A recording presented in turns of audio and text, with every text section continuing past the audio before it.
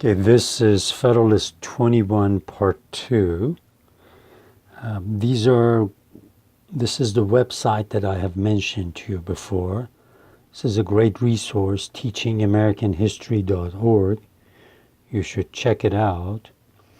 And these two books, I have mentioned them before. They're really good books. This book by Daniel Walker Howe, Making of the American South.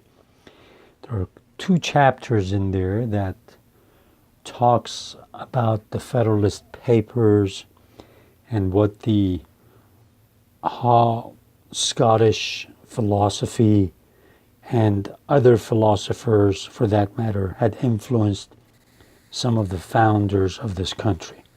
So I definitely recommend the 2 chapters on this book, and this book is really good because it focuses on the issue of debt, debtors, creditors. So definitely take a look at those books. I'll read them. I start reading the paper to you.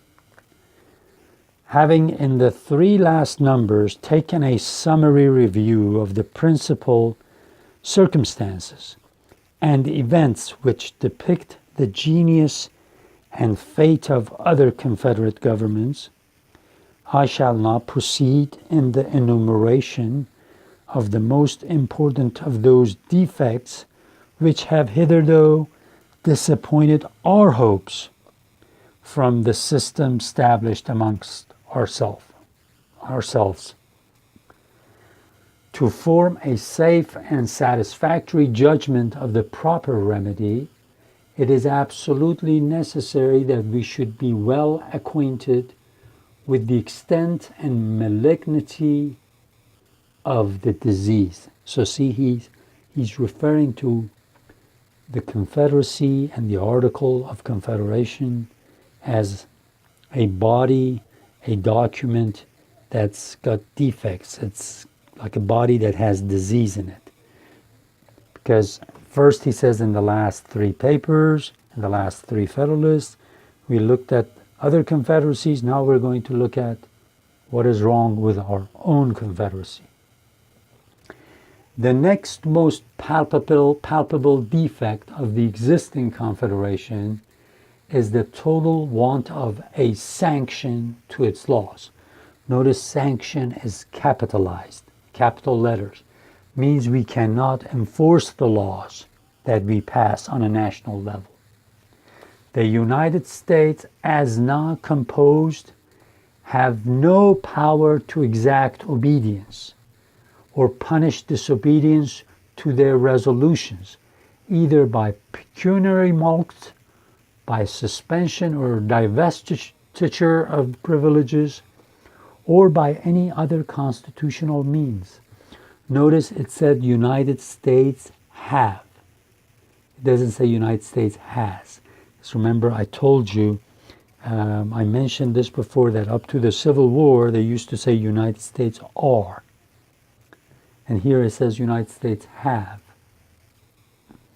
There is no express delegation of authority to them to use force against delinquent members. And if such a right should be ascribed to the federal head as resulting from the nature of the social compact between the states, it must be by inference and construction in the face of that part of the 2nd article by which it is declared that each state shall retain every power, jurisdiction, and right not expressly delegated to the United States in Congress assembled. He says, look at the Article 2 of the Confederation. It says the powers have to be expressly given to the national government for it to be able to use it. Hamilton is making fun of this. He says when you're running a government, you cannot write every single minor detail and expect the government not to be able to do every single thing that you all want them to. He says a government is there to defend you against foreign attacks, against enemies, So it's got to be a little flexible. He says this is one of the problems we have. He says in the Articles of Confederation, our first constitution, there's a problem. States have all the laws. States have all the power. The national government, the Confederacy, is sick. It's like a body that's sick. It can't do its job. It cannot enforce its laws. The want of such a right involves, no doubt, a striking absurdity.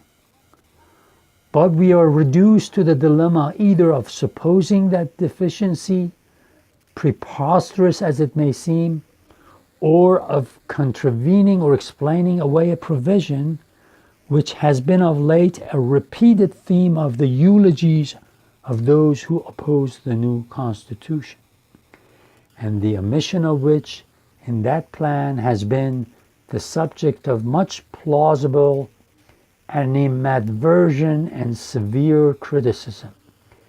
If we are unwilling to impair the force of this applauded provision, we shall be obliged to conclude that the United States afford the extraordinary spectacle of a government destitute even of the shadow of constitutional power to enforce the execution of its own laws.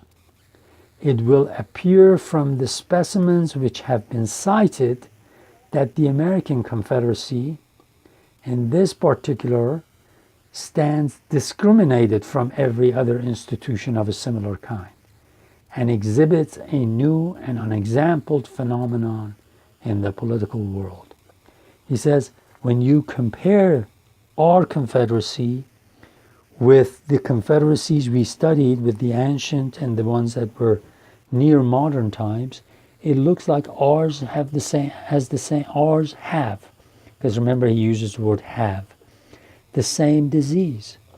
So these people who are against the new Constitution should think about this again. They should not lie to themselves that ours is different from the old bad confederacies. That ours is much better. He says, no, our confederacy is as bad as the old ones, the bad ones that we talked about. The want of a mutual guarantee of the state governments is another capital imperfection in the federal plan. See, this is the second problem that he sees with the Confederacy. There is nothing of this kind declared in the articles that compose it, and to imply a tacit guarantee from considerations of utility would be a still more flagrant departure from the clause which has been mentioned than to imply a tacit power of coercion from the like consideration.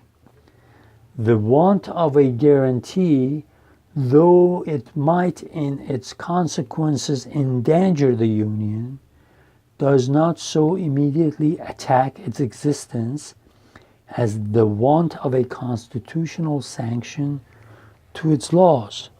So again, he says, we should have it in the Constitution. In the Constitution, the authority should be given to the government to enforce its laws.